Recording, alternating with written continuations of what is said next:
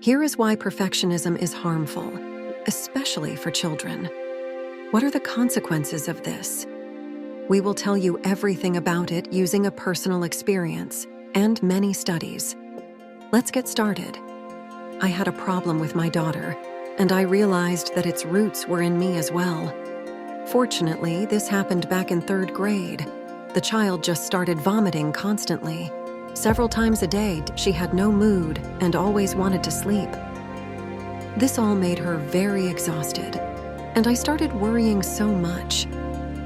We visited all possible doctors, checking everything from the gastrointestinal tract to the brain. Fortunately, everything was okay, but we still couldn't find the reason of all of this. After working with the psychologist, we found out that it was just her body, protected her from psychological overload.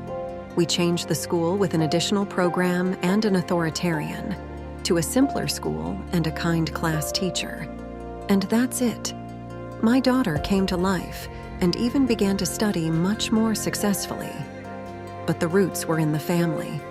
You must be the best in everything, an excellent student, and this leads to blocking their emotions, and they become psychologically traumatized. I was raised the same way by my mother, and have been dealing with this perfectionism all my life. So, it passed through me to my daughter. I didn't even realize it, but now when I look back, I see how incorrect it all was. You don't really need all this. There is absolutely no need to think about stupid grades. The health and happiness of the child must be the most and the only important thing for the parent. A child's happiness is not measured by grades.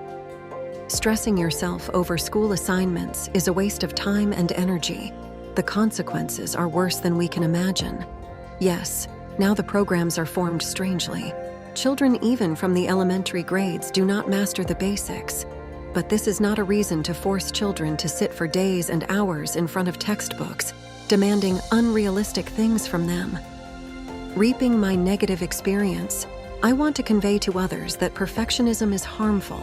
I hope my story will be useful to someone, and many other parents will think about this problem and will realize their mistakes. Thank you for watching.